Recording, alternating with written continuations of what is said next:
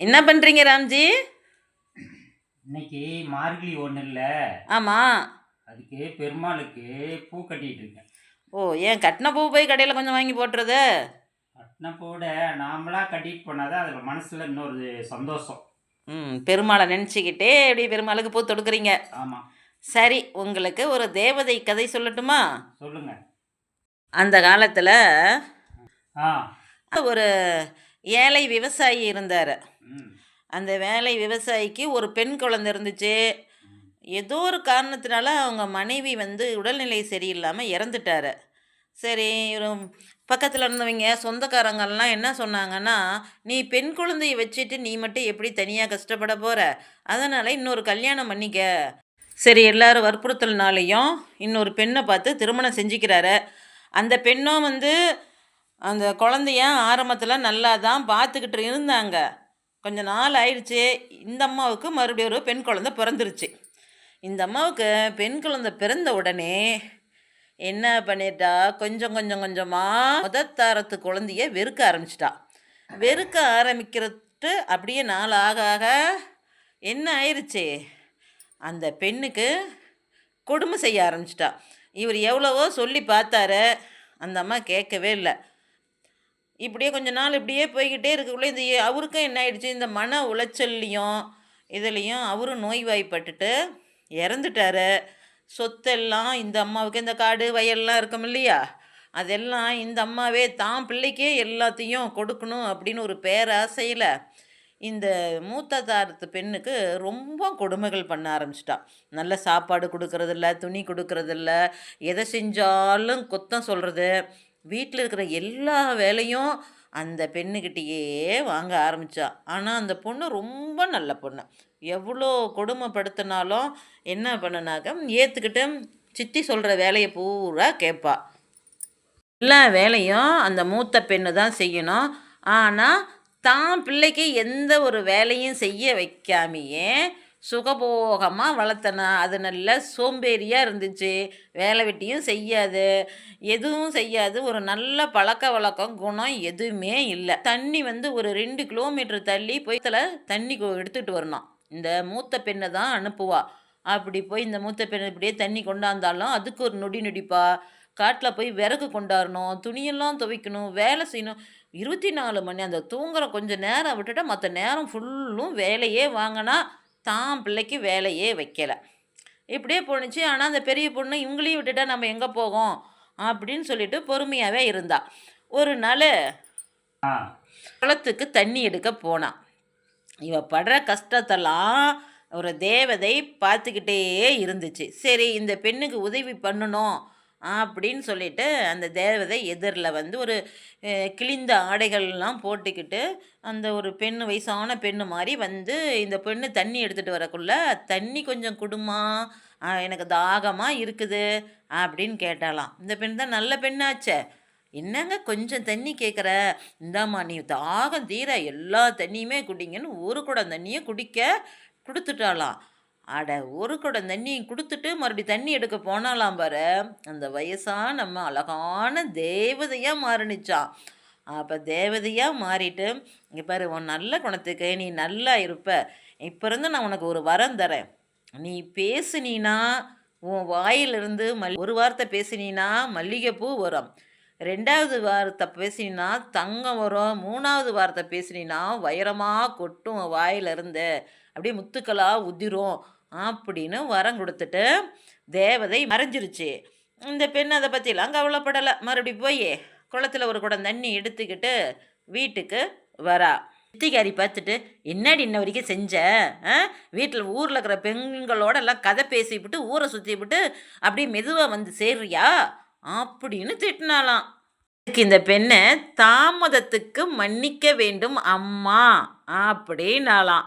4 வார்த்தை வந்துச்சா, தாமதிக்க வேண்டும் அம்மா, அதாவது தாமதத்துக்கு மன்னிக்க வேண்டும் அம்மா, 4 வார்த்தை இருந்துச்சுல்ல. உடனே 4 மல்லிகைப்பூ, 4 வைரம் முத்து அப்படி பவளம் 4 நாளாக கொட்டுனுச்சான். இதை பார்த்த உடனே சித்திக்காரிக்கு தூக்கி வாரி போட்டுச்சான்.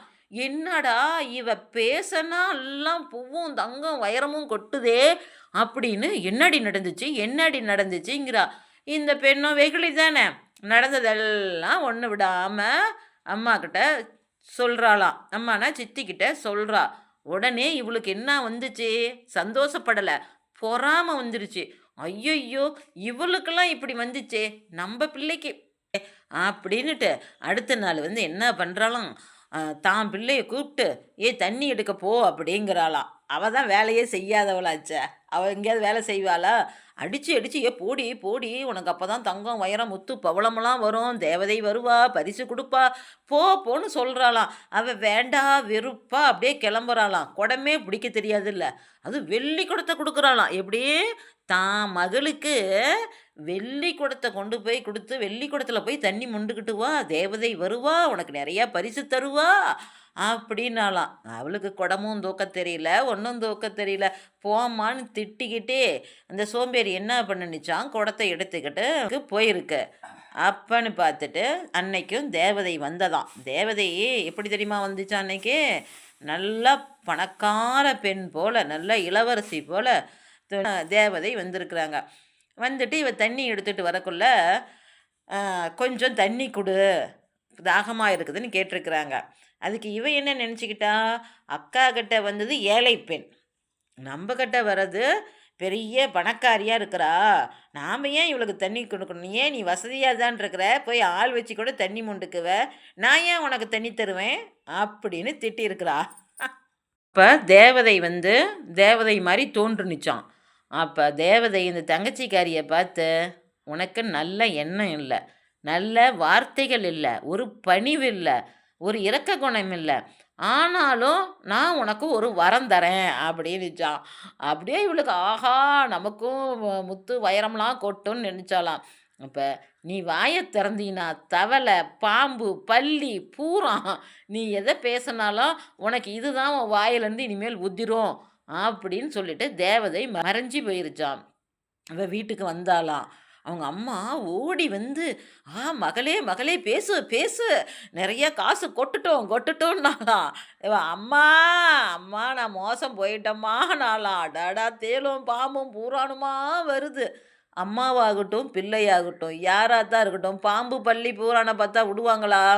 இவ எதுக்கு வாயத்தனம் அடித்தாலும் ஐயோ ஐயோன்னு கத்துனாலும் பாம்பும் தேலுமா கொட்டுதான். இப்படி இதுங்கக்குள்ள அப்புறம் அம்மானாலும் விடுவாளா? என்ன பண்ணனா, பாம்பு பள்ளி பார்த்த உடனே தான் மகள்னாலும் பார்த்து அடித்து துரத்திட்டாலாம். வீட்டுக்கு வெளியில் போனால் அங்கேயும் மக்கள்கிட்ட பசின்னு யார்கிட்டயே சோறு ஏதாவது கஞ்சி தண்ணி கொடுங்கன்னு கேட்டால் அவள் வாயிலேருந்து என்ன வரும்? பாம்பு பள்ளி பூரான் தான் வருது. அப்போ ஊர் மக்களும் என்ன பண்ணிட்டாங்க, அவளை பார்த்தாலே பயந்து ஓட ஓட ஆரம்பிச்சிட்டாங்களாம். நான் மகள் தான் இப்படி போயிட்டாளே அப்படின்னு மூத்தா பிள்ளையாவது அவன் நல்லா வச்சுக்கணுமா இல்லையா? அவன் என்ன பண்ணிட்டா, தான் மகளை வந்து பாம்பா கூட்டுதுன்னு அடித்து துரத்தின நேரம் இந்த பிள்ளையும் பார்த்தாலும் அவளுக்கு வெறும் இடங்கலை, அவளையும் வீட்டை விட்டு அடித்து துரத்திட்டா. என்ன பண்ணா, இனிமேல் எங்கே போகிறது அப்படிங்கிறது வழி இல்லாமல் அப்படியே கால் போன போக்கில் அப்படியே இங்கேயே போய்கிட்டே இருக்கிறா, காட்டுக்குள்ளே போய்கிட்டு இருக்கிறா. இருட்டு கட்டுற நேரம் வந்த உடனே ஒரு மரத்து மேலே ஏறி உக்காந்துக்கிட்டு தான் கதையை நினச்சி சோகமாக உக்காந்துக்கிட்டு இருக்கிறா. நாட்டு இளவரசர் என்ன பண்ணிருக்கிறாரு, வேட்டைக்கு போயிட்டு காட்டு வழியாக வந்திருக்கிறாரு. என்னடா ஒரு மரத்து கிளையில் ஒரு பெண் உட்காந்து அழுதுகிட்டு இருக்கிறாளே அப்படின்ட்டு, நீ யாருமா, ஏம்மா இந்த ராத்திரி நேரத்தில் மரத்தில் உட்காந்து அழுதுகிட்டு இருக்கிறேன்னு கேட்குறான். இந்த பெண் என்ன சொன்னாலாம், என் அம்மா என்னை வீட்டை விட்டு துரத்திட்டாங்க அப்படின்னாலாம். அவ சொன்ன உடனே 7 மல்லிகைப்பூ 7 முத்து 7 மாணிக்கமும் அவ வாயிலேருந்து விழுந்துதான். இதை பார்த்த உடனே இளவரசன் விந்தை வினோதமாக இருக்குது, விசித்திரமாக இருக்குது, என்ன நான் காண்பது கனவா நனவான்னு ஆச்சரியப்படுறது ஆச்சரியப்படக்கல இந்த பெண் சொன்னாலாம். அப்போ தான் கதையும் சொல்கிறாளாம். எனக்கு இளவரசர் இவரோட கதையை கேட்டதும், இவளோட நல்ல உள்ளத்தை கேட்ட உடனே இளவரசருக்கு அந்த பெண்ணை ரொம்ப பிடிச்சிருச்சு. அரண்மனைக்கு அழைத்து சென்று முறைப்படி கல்யாணம் பண்ணிக்கிட்டு அவங்க நல்லா வாழ்ந்தாங்களாம். தெரியுதா? ஆனால் அந்த அவ்வளோ பெண்ணு அவள் இருக்கிறாரில் அடித்து துரத்த எல்லாருமே பாம்பும் பள்ளியும் வந்தால் யார் வச்சுக்குவாங்க? அவள் அனாதையாக போய் தெரு ஓரத்தில் ஊர் ஓரத்தில் ஆள் இல்லாத இடத்துல செத்து கிடந்தாலாம். அதனால தான் இங்கே என்ன தெரியுமா வேணாம், மனசில் தூய்மை வேணும், நினைவு நல்லது வேண்டும், வாக்கினிலே இனிமை வேண்டும், ஆறுயிர்களுக்கென அன்பு காட்டல் வேண்டும், அனைவருக்கும் உதவிட வேண்டும். இப்படிதான் வாழ்க்கை வாழ்க்கை இருக்க வேண்டும். Okay bye Bye. நண்பர்களே.